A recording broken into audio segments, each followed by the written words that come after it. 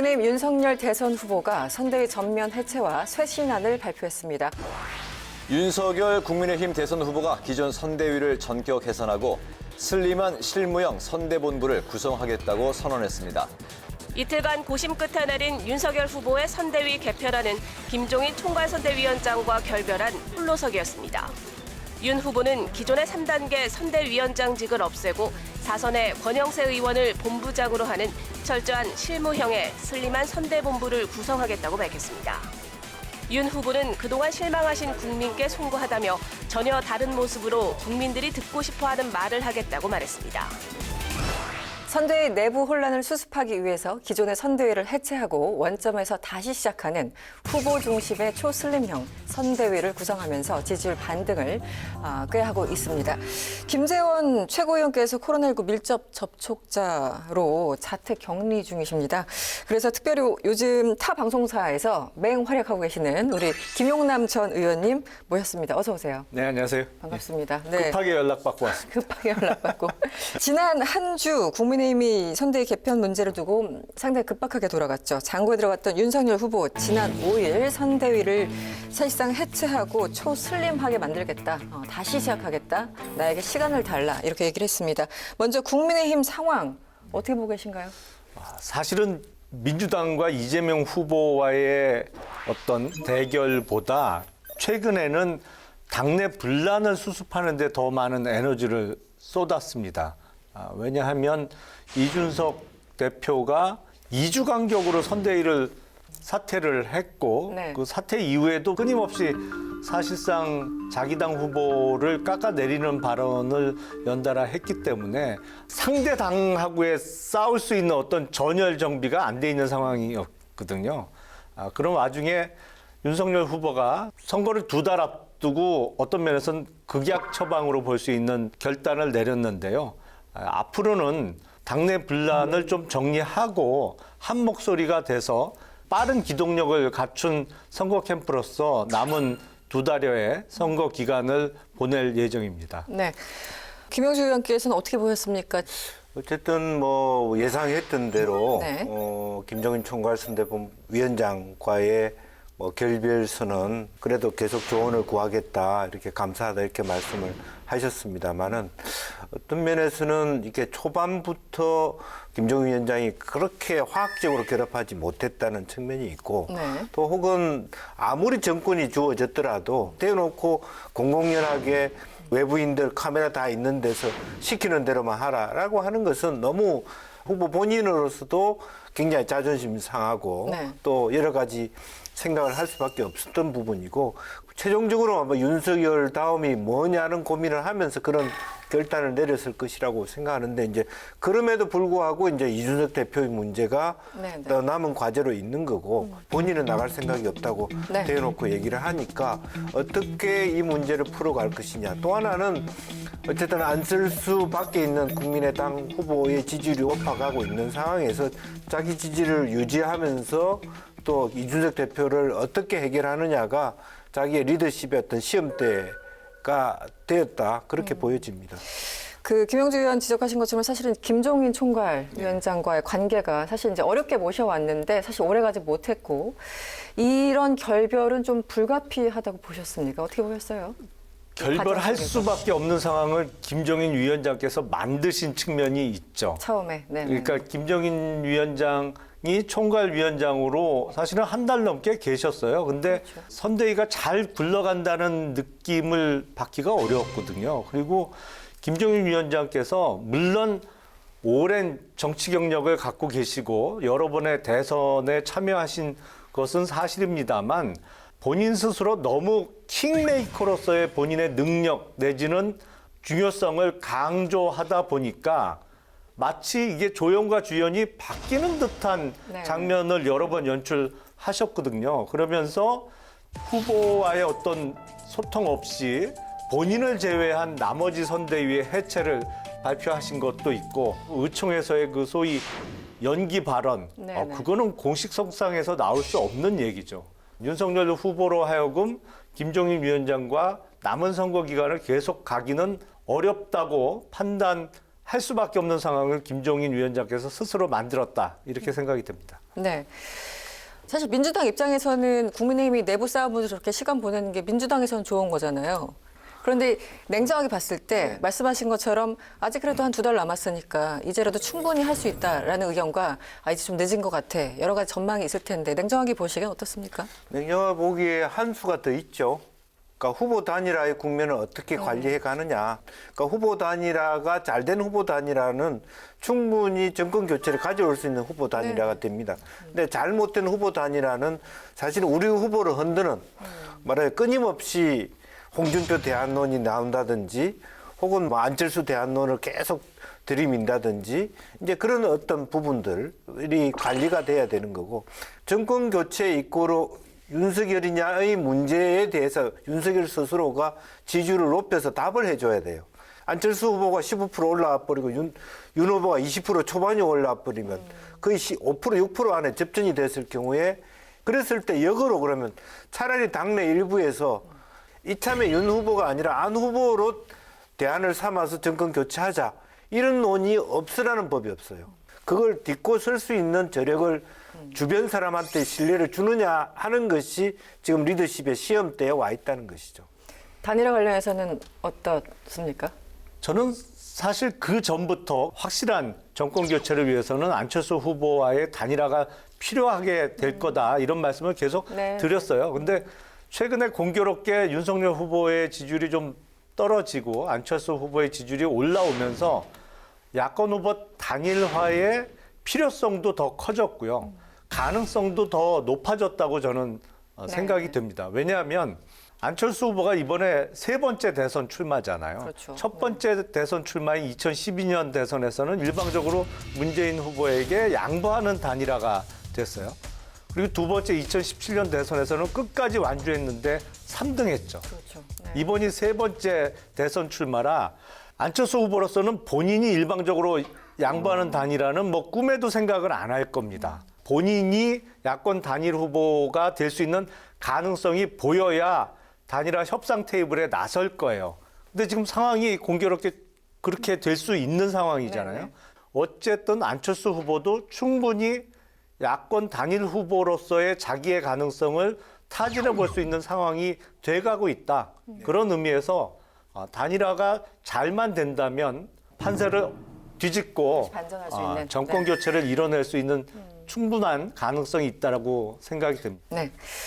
정책 이슈를 좀 살펴보죠. 지난 12월 29일 윤석열 후보가 1박 2일 일정으로 이 대구 경북 지역을 방문했습니다. 국민의힘 윤석열 대선 후보는 1박 2일간 TK 지역을 돌며 보수 지지층 결집에 집중합니다. 윤석열 후보가 대선 후보 선출 이후 처음으로 대구 경북 지역을 찾아 지지층 결집에 나섰습니다. 신한울 원전 3, 4호기 건설 현장을 첫 방문지로 선택한 윤 후보는 현 정부의 탈원전 정책과 이재명 후보의 말 바꾸기를 동시에 겨냥했습니다. 관련 현안에 대해서 공약도 있었지만 TK 일정 내내 유독 강도 높은 거친 발언을 쏟아냈다 이런 비판도 있었어요. 의원님은 어떻게 보였습니까? 뭐 강한 톤으로 발언을 했는데 왜냐하면 문재인 정부의 각종 정책 실패 그리고 민생 여건이 어려워졌거든요. 일부에서는 조금 표현이 거친 거 아니냐, 대선 후보로서 어떤 품격 말씀을 하시는 분도 있습니다만 그런 점잖은 말로 지금 문재인 정부의 실정을 이야기하기에는 상황이 너무 안 좋다. 그리고 정권 교체를 바라는 많은 국민들의 열망에 부응하는 측면에서는 다소 강한 톤도 필요한 것이 아닌가 싶어요. 네. 어떻게 보였습니까? 이 TK 행보에 대해서 저는 그 강한 톤은 그 후보가 느끼는 심리적 압박감이 굉장히 커졌다. 그 대구 경북 갈 무렵부터 지지율이 슬슬 빠지는 쪽으로 꿈틀거렸고 당내에서 여러 가지 분란들이 또 심화되는 그런 압박감들이 내가 이걸 지켜내야 되겠다는 것이 좀 더 강한 톤으로 나타났다라고 보고 또 특히 대구 경북이었기 때문에 또 하나는 박근혜 전 대통령의 사면 복권으로 인해서 이제 시기가 그랬죠. 그런 시기여서 조금 더 그걸 의식하게 되는 부분이 있었다고 보는데 단 하나 이제 가짠다 이런 표현들이 결과적으로는 하나의 실마리가 돼서 김종인 총괄선대위원장이 제발 시키는 대로만 하라 이런 말을 이끌어낼 수 있다든지 혹은 중도 확장을 스스로 막는 네. 그런 어떤 표현은 아니었느냐. 네. 좀 네. 일반인들이 듣기에도 좀 거북하지 거북스러운 표현이 들어있고 그런 것들 때문에 사실은 수많은 지역에 갔다 온 이야기라든지 깨알 같은 공약들이 다 숨어져 버리고 좀 묻혔죠. 몇 네. 가지 그 거친 표현만 얘기되는 그런 스스로가 이제 손해보는 네. 그런 결과를 낳았다는 것이죠. 네. 윤석열 후보가 TK 행보 첫날이었습니다. 경북 울진의 신한울 3, 4호기 원자력 발전소 건설 현장을 찾았는데 탈원전 정책 전면 재검토하자 그리고 신한울 3, 4호기 건설 즉각 재개 이런 다양한 원자력 관련 공약을 발표했어요. 어떻게 평가하셨습니까? 사실은 문재인 정부에서 실패한 정책 중에 대표적인 게 탈원전 정책입니다. 근데 또 최근에는 문재인 대통령께서 소위 넷제로 그러니까 탄소 배출량을 줄이겠다는 것까지 발표를 하셨어요. 근데 이게 두 개가 양립이 불가능합니다. 사실은. 원자력 발전을 포기하면서 탄소 배출을 줄이겠다는 것은 뜨거운 아이스 아메리카노 같은 얘기예요. 안 되는 얘기거든요. 상식에 맞지 않아요, 전혀. 그리고 최근에 선진국들은 소위 SMR이라고 해서 소형 모듈 원자력 발전을 하겠다고 지금 2025년을 목표로 지금 연구 개발을 해가고 있는데 우리는 거꾸로 가고 있거든요. 환경단체에서는 원자력 발전이 환경에 맞지 않는다 이런 주장을 하는데 소위 얘기하는 신재생 에너지 있잖아요. 태양광 모듈만 해도 그게 한 15년, 20년 정도 되면은 그 효율이 떨어져서 폐기를 해야 되는데 사실은 그게 환경 친화적이지 않습니다. 전혀 안 그래요. 지금 우리나라 어떻게 하고 있냐면 그걸 5톤 미만으로 배출량을 줄여서 생활 폐기물로 해서 그냥 매립하고 있어요. 근데 그게 유해물질 덩어리이기 때문에 절대로 매립하면 안 되는 거예요. 그리고 완전히 환경에 역행하고 있어요. 그럼에도 불구하고 신재생 에너지가 친환경적이고 원자력 발전이 환경에 유해한 것처럼 호도하고 있는 것이거든요. 이런 부분에 대해서는 윤석열 후보가 적절하게 지적을 한 것이고 지금 선진국에서 한참 연구가 진행 중인 SMR 부분에 대해서도 우리도 빨리 쫓아가야 되거든요. 근데 우리 원자력 관련한 고급 인력들이 해외로 나가고 있어요. 왜냐하면 이 정부 5년 내내 앞으로 원자력 발전 안 하겠다고 하면서 인력들이 없어지기 시작했거든요. 이건 국가의 발전을 위해서는 심각한 문제입니다. 네. 윤석열 후보가 새해 첫날부터 정책 행보에 집중하고 있는데요. 그중에서 한국형 반값 임대료 프로젝트가 주목받고 있습니다. 반값 임대료 모델은 정부가 자영업자 그리고 소상공인에게 대출을 해주고요. 이 대출금이 임대료나 공과금을 내는 데 쓰였다면 빌린 돈의 절반만 3년 뒤부터 5년간 저리로 갚도록 하는 것인데 이 반값 임대료 공약은 어떻게 보였어요?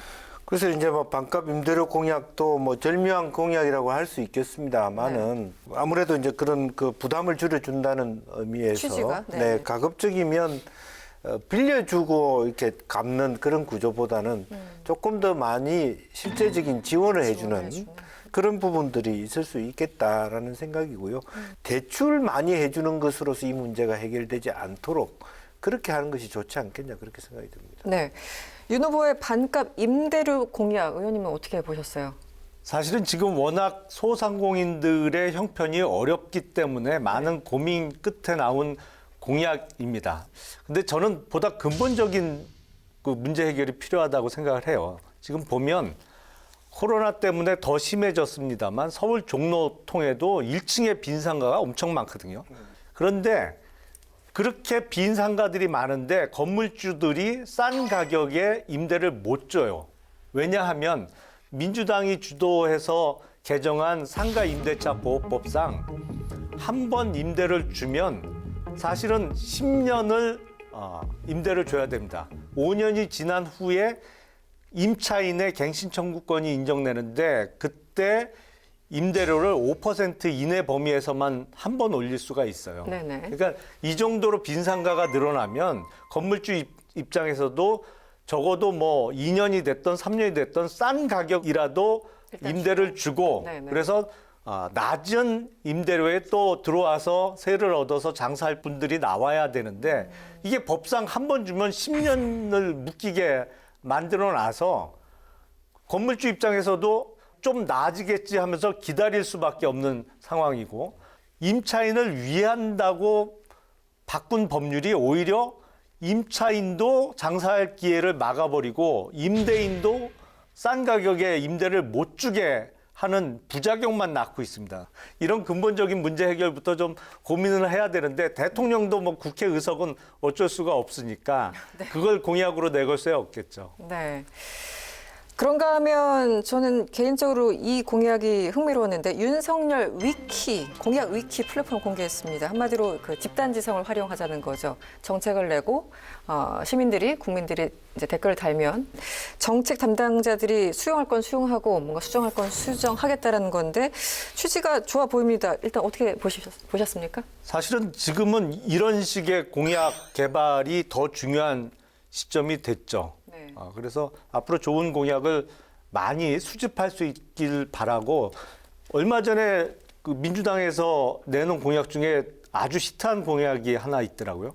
탈모제에 대해서 건강보험 적용하겠다. 네, 네. 뭐 그런 거는 사실 캠프 실무자들 머리를 짜낸다고 이렇게 뚝딱 만들어지는 공약이 아니거든요. 그거를 필요로 하는 국민들로부터 의견 수렴을 하다 보면 나오는 건질 수 있는 그런 일상에서. 공약들인데, 네, 네. 국민의힘은 지금 당대표를 비롯해서 내부에 많은 에너지를 소비하다 보니까 네. 그 성과물이 조금 적게 나오고 있는데, 이 당내 문제만 빨리 정리가 되면 저희도 이런 좋은 플랫폼을 이용해서 좋은 공약 많이 개발하도록 하겠습니다. 네. 지난 2일에는 국민의힘에서 디지털 플랫폼 정부 공약을 발표했습니다. 이 국민 복지 혜택을 챙기는 국민 맞춤형 서비스 정부를 구축하겠다는 건데, 이게 조금 와닿지는 않습니다. 좀 설명을 해주시면. 사실은 지금 빅데이터를 잘 활용하면 네. 국민들의 실생활이 어떻게 변화하고 있고 어떤 부분에 있어서 부족함을 느끼시는지를 잘 파악할 수 있거든요. 빅데이터를 활용한 디지털 정부로의 개선에 있어서 걸림돌이 또 하나 있습니다. 어떤 우리나라 같은 경우에 개인정보보호법상의 제약 때문에 빅데이터 수집과 활용에 있어서 큰 장애가 있어요. 네네. 그래서 네. 이런 거를 국회에서 좀 잘 풀어주면, 규제 완화를 해주면 보다 맞춤형 복지 공약 개발 내지는 앞으로 집행하는 데 있어서 훨씬 원활하게 잘 굴러갈 수 있을 것으로 보입니다. 네. 그것도 역시 민주당이 너무 의석을 많이 갖고 있어서 맞습니다. 잘 안 되고 있습니다. 민주당. 제가 진짜 그 중국에서 한 네. 빅데이터 엑스포를 갔습니다. 아, 네네. 중국의 귀주성 뿌이양, 귀양에서 했는데, 실제적으로 거기서 우리가 생각해야 될 게 네. 빅브라더가 될 수가 있어요.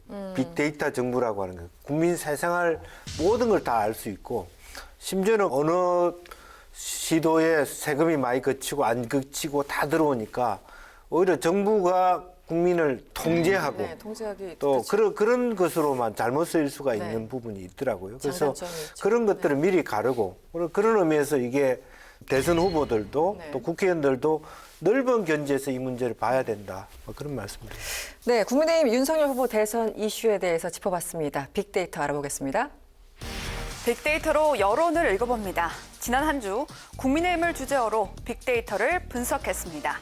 2021년 12월 27일부터 2022년 1월 2일까지 12개 채널 20만 개 이상의 사이트에서 집계한 국민의힘의 총 정보량은 약 11만 1000여 건으로 나타났습니다. 국민의힘 연관어 중에서 이번 주 급상승한 단어들을 살펴봅니다. 1위는 공수처, 3위는 사찰입니다.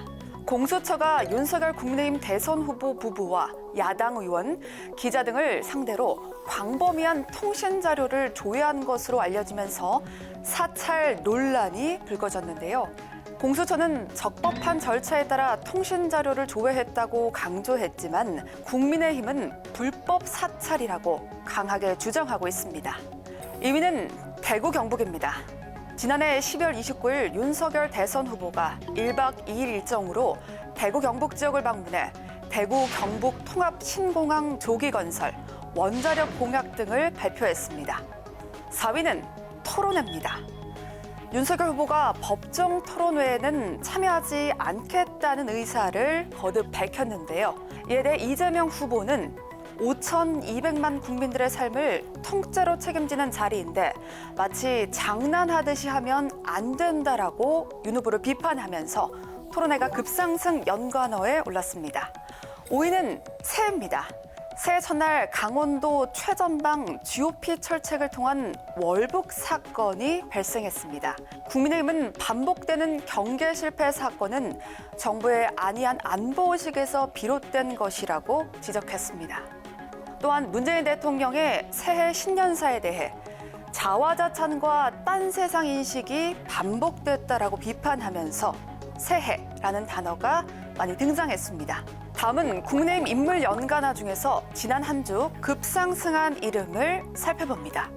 1위는 박근혜 전 대통령입니다. 윤석열 후보가 박 전 대통령과 관련해 정서적으로 대단히 미안한 마음을 갖고 있다라는 입장을 밝혔는데요. 또 건강이 회복되면 찾아뵙고 싶다라고 말하면서 급상승 인물 연관어 1위를 기록했습니다. 2위는 안철수 국민의당 대표입니다. 안 후보의 지지율이 10%를 넘나들면서 몸값이 오르자 국민의힘 일각에서 안철수 후보의 단일화 필요성을 제기했습니다. 이에 대해 이준석 대표는 안 후보와의 단일화보다는 2030의 지지를 다시 확보하는 것이 중요하다고 밝혔습니다. 3위는 김기현 원내대표입니다. 김 원내대표는 공수처의 무더기 통신 조회와 관련해 문재인 대통령에게 면담을 공식 요청하고 공수처 사찰 규탄 기자간담회를 열면서 언론에 많이 노출됐습니다. 4위는 김진욱 공수처장입니다. 국민의힘은 김진욱 공수처장의 사퇴 촉구 결의안을 국회에 제출하면서 김진욱 처장이 법률적, 도덕적 건의와 명분을 다 잃어버렸다고 주장했습니다. 5위는 김태흠 국회의원입니다. 김 의원은 이준석 대표를 향해 철딱선이 없고 무책임하다고 거세게 비판했는데요. 이에 대해 김철근 당대표 정무실장이 이러니 꼰대란 소리를 듣는다고 즉각 반발하면서 급상승 인물 순위에 올랐습니다. 지난 한 주 국민의힘을 키워드로 관련 이슈를 빅데이터를 통해 확인해봤습니다.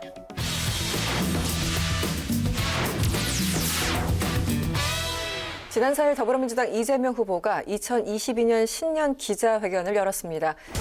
이재명 더불어민주당 대선 후보가 고 김대중 전 대통령이 21년 전 IMF 조기 종식을 선언했던 기아차 광명 소아리 공장에서 대통령 후보로서의 구상을 밝혔습니다.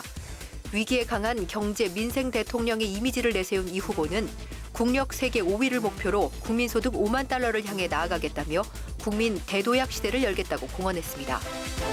12월 29일에는 새로운 캐치프레이즈와 슬로건을 공개했고요. 이외에도 이낙연 전 대표와의 신복지 공약, 취득세 감면, 월세 공제 내용을 담은 부동산 공약 발표와 또 가상자산 포함 4차 산업 관련 구상을 밝히면서 경제 민생 행보에 집중하고 있습니다.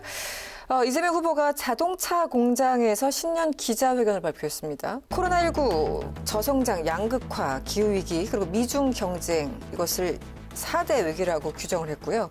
처음부터 끝까지 경제, 성장 이쪽에 방점을 맞춘 그런 내용이었습니다. 먼저 어떻게 보셨습니까? 2001년도에 김대중 대통령의 IMF가 종식됐다는 걸 선언했던 광명에 있는 기아차 공장에 가서 5만 불 시대의 그런 새로운 어떤 경제 비전을 만들었습니다.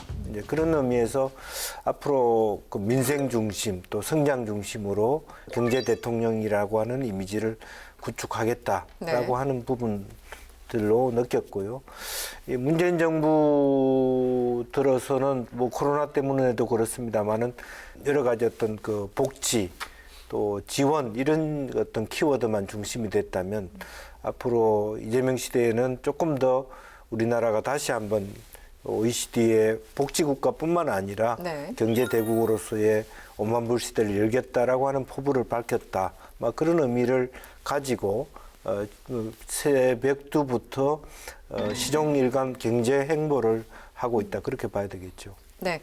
내년 예산 일단 확정이 됐는데 벌써부터 이제 추경 얘기가 계속 나오고 있습니다. 아무래도 상황이 힘들기 때문에 이재명 후보가 이런 얘기를 했습니다. 설 전에 최소 1인당 100만 원씩은 좀 맞춰야 된다. 추경을 편성해서. 그래서 국회에서 규모 25조 원에서 30조 원 사이에 추경 편성을 좀 논의해달라 공식 요청을 했는데 약간 톤의 변화가 있습니다만 청와대는 여전히 지금 좀 거론할 문제가 아니다. 이렇게 거리를 두고 있습니다. 어떻게 생각하십니까?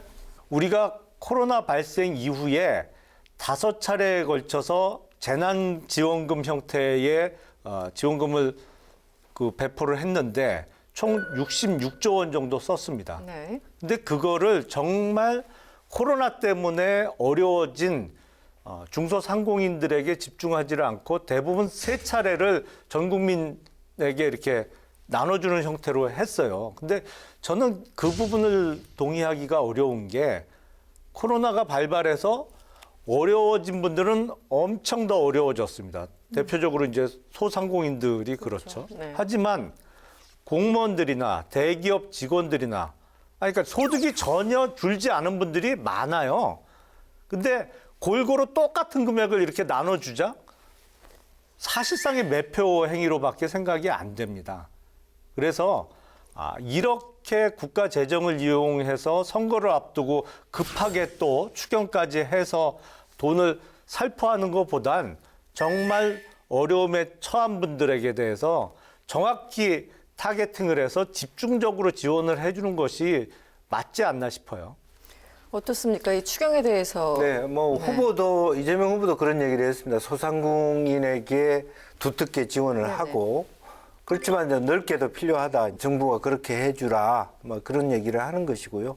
또 기본적으로 보면 이제 지역 화폐를 통해서 한다라고 하는 것은 결과적으로 모두 다 소상공인들을 위해서 쓸 수밖에 없는 화폐로 지불한다는 것이니까 어쨌든 그 소상공인에 대한 지원의 시너지 이펙트를 더 갖게 해주겠다. 이제 그런 의미를 보여준다고 보여집니다. 네. 알겠습니다. 이재명 후보가 이 새 구호로 앞으로 제대로 새 슬로건으로는 나를 위해 이재명을 내세웠습니다. 이 슬로건은 일단 마음에 드십니까? 이제 이 슬로건은 처음에는 별로 썩 와닿지 않았어요. 네. 마음에 별로 썩 들었다고 말하기는 어려운데 네네. 모발에 대해서 네네. 의료보험 혜택을 주겠다고 하니까 새로운 슬로건이 생겼어요. 뭐를 위해 이재명. 이런 말이 이제 스스로 네, 진화를 하고 있거든요. 그러니까 얘기가 되더라고요. 계속 얘기거리가 되는. 예. 스스로 그래서 진화하는. 이게 네네. 뽑는다가 아니라 심는다 이렇게 이재명을 심다라고 돼 있고 네. 뭐를 위해 이재명 이렇게 얘기하니까 이것이 또 와닿더라고요. 그러니까 처음에 나를 위해 이재명 하니까 썩 그게 좀 뭔가 이기적인 네, 것처럼 그런 느낌이 좀 좀. 와닿지 않았는데 하나하나의 공약에서 이렇게 말하자면 변형되면서 뭐를 위해 이재명 하니까 이건 또 좀 솔깃해지더라고요. 그래서 함부로 그걸 평가하기는 어렵다 그런 생각이 드네요. 네. 기본적으로 슬로건, 구호 이렇게 신경을 쓰는 것과 또 이재명 후보의 또 행보들, 발언들 보면은 아무래도 2030 어떤 표심이 이번에 굉장히 중요한 선거가 됐잖아요. 어느 때보다. 지금 이재명 후보를 향한 그 2030 지지율 어떻게 보십니까?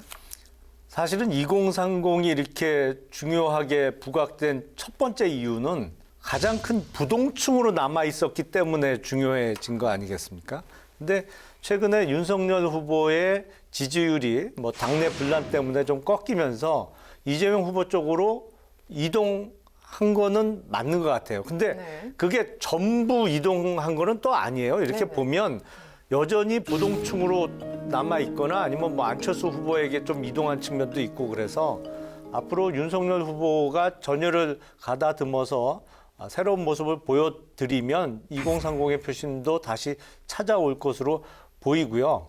이게 이제 대통령 후보는 그야말로 표를 얻기 위한 구체적인 그 개별 공약, 이거는 선거 전략 전술에 따라야겠죠. 근데 다 모아놓고 보면 이게 과연 국가 재정상 가능하냐 이런 의문은 항상 들 수밖에 없거든요. 네.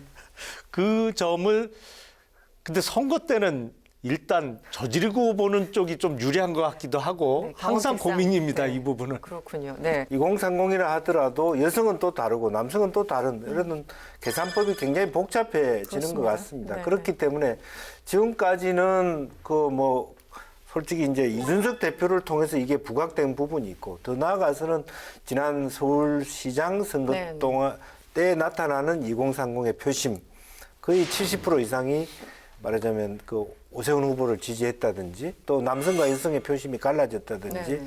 그런 데서 면밀하게 들여다볼 필요가 굉장히 긴급하게 정치권에 생겼다는 것이죠. 네, 그렇기 네. 때문에 아마 각 후보 캠프별로도 2030 표심 중에서 또 남성은 남성대로 여성은 여성대로 그런 어떤 표심을 가져오기 위한 네. 치열한 머리 싸움이 전개되고 공약 싸움이 전개될 것이다. 그렇게 보여집니다. 이재명 후보가 이낙연 전 대표의 대표적인 정책 브랜드였죠. 신복지 공약을 이제 수용했습니다. 이재명 후보가 이런 얘기를 했죠. OECD 30위권인 우리나라를 15위까지 끌어올리겠다. 우리나라가 전반적으로 GDP나 등등 상승 국면이지만 복지 쪽은 여전히 좀 약하다는 지적이 있는 것도 사실이에요.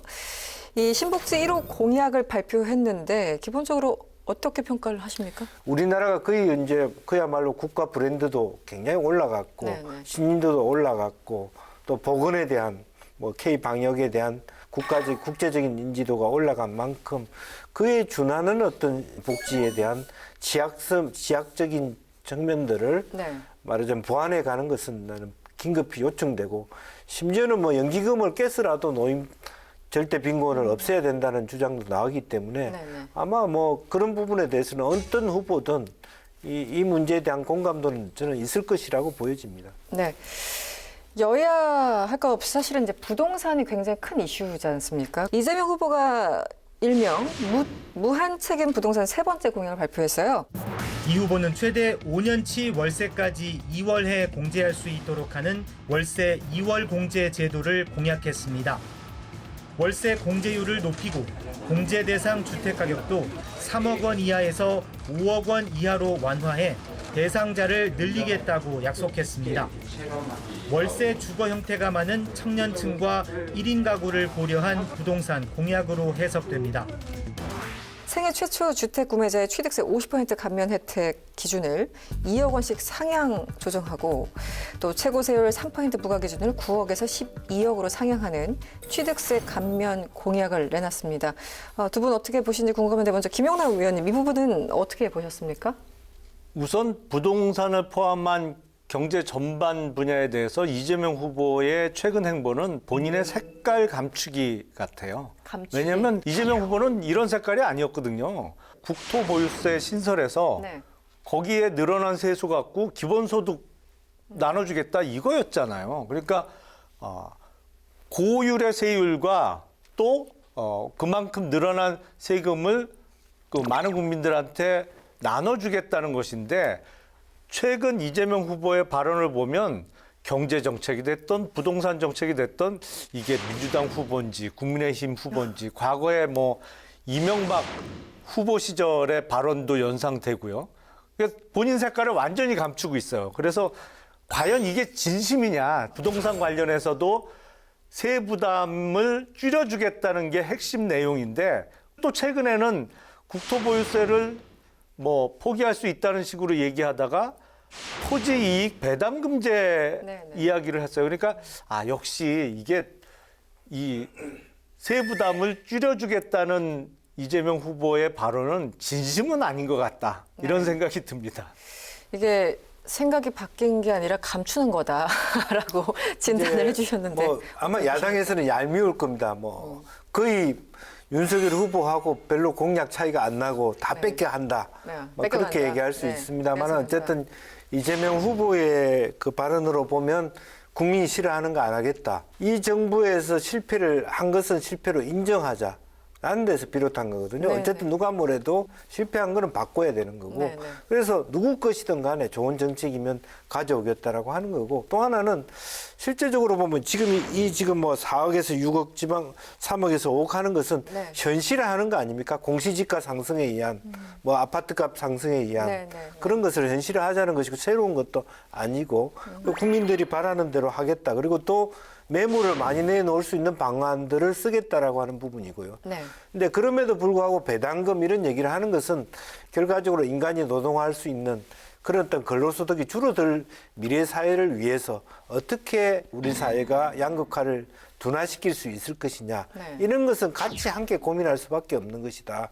그렇기 때문에 두 개를 같이 병치해서 보면 이게 서로 모순적으로 보이지만 한편으로 보면 갈수록 일자리가 없어지는 4차 산업혁명 시대의 어떤 셈법은 고민할 수밖에 없는 것이고 지금 현재 우리 앞에 놓여 있는 부동산 정책의 실패에 대한 대안은 또 이렇게 가져가야 된다. 그렇게 봅니다. 네.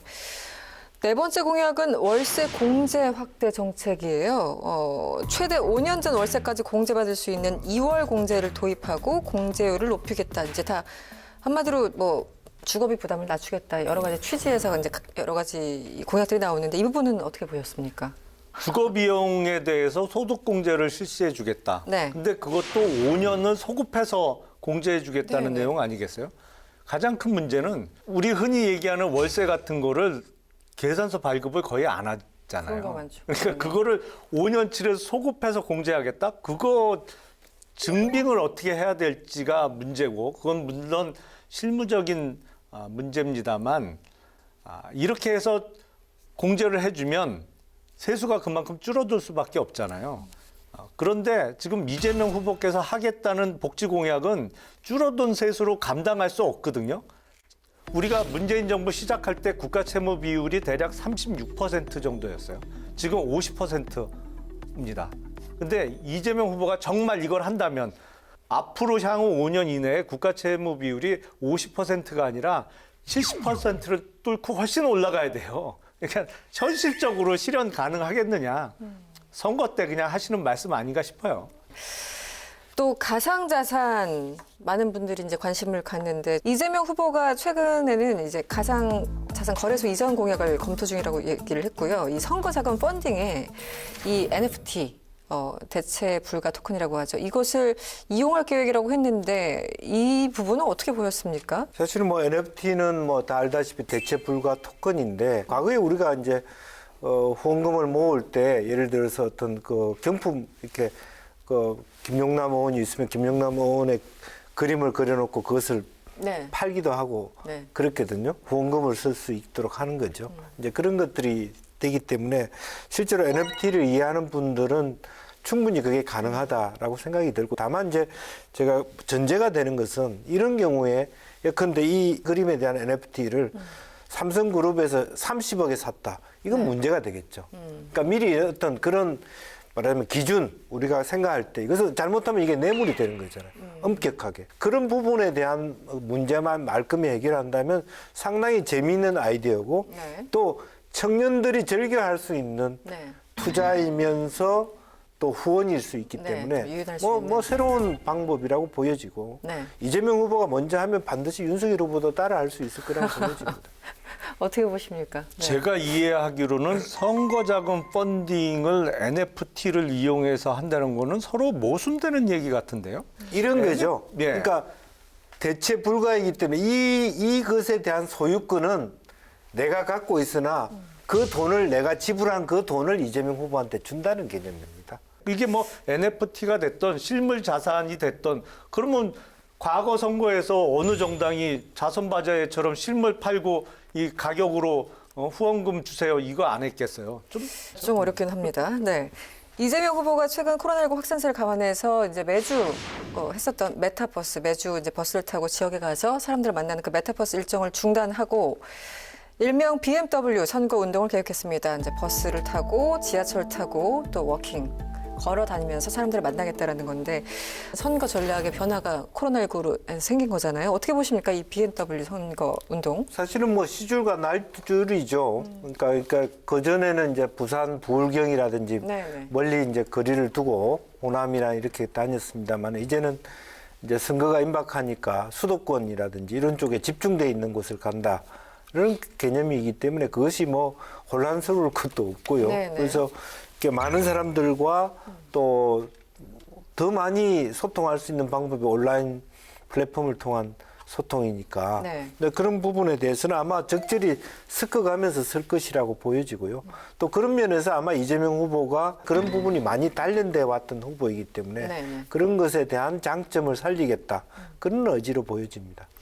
의원님께서 이제 외부에서 보시기에는 뭐 메타버스 이번엔 이제 BMW 등등 이재명 후보 측 민주당의 어떤 이 선거 전략 좀 평가해 주시면 어떨까요? 그래서 긴 말씀은 안 드리겠고 네. 민주당에는 반미주의를 외쳤던 분들이 엄청나게 많이 계신데 또 영어는 되게 좋아하세요. 매번 뭐 할 때마다 메타버스, BMW 항상 영어를 이용해서 장명을 해내시는데 잘 모르겠습니다. 평가하기 싫으신.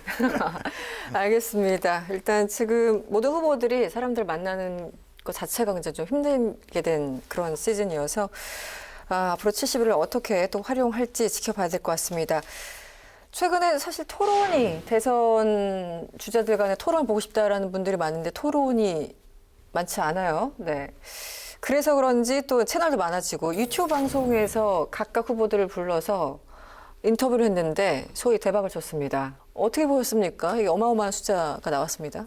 글쎄 그만큼 이제 특히 젊은 세대들이 이 자산에 대한 관심, 뭐 동학개미로부터 그렇죠. 비롯해서 그런 부분들이 예사롭지 않습니다. 그렇기 때문에 폭발적이었습니다. 네. 그런 부분에 대한 어떤 날카로운 질문들이 있을 것 같고 이재명 후보나 윤석열 후보나 그런 질문에 대해서 충분히 답할 수 있는 역량이 있다고 봐요. 네. 그런 면에서 그런 것 또한 또 의외로 또 후보들 간에는 뭐 보이지 않는 그런 경쟁 심리가 있는 조회수 경쟁이라는 것들이 있겠죠. 있는 네. 거죠. 그래서 그런 부분에 접촉면이 더 많아져야 되지 않나 그렇게 생각이 듭니다. 사실 그동안 뭐 사람들 만나고 대담을 하고 기자회견을 하고 이런 각 후보들마다 그런 게 없었던 건 아닌데 유독 이번 그 유튜브 방송 채널에서 이렇게 터진 게 일명 터진 이유를 어떻게 보십니까?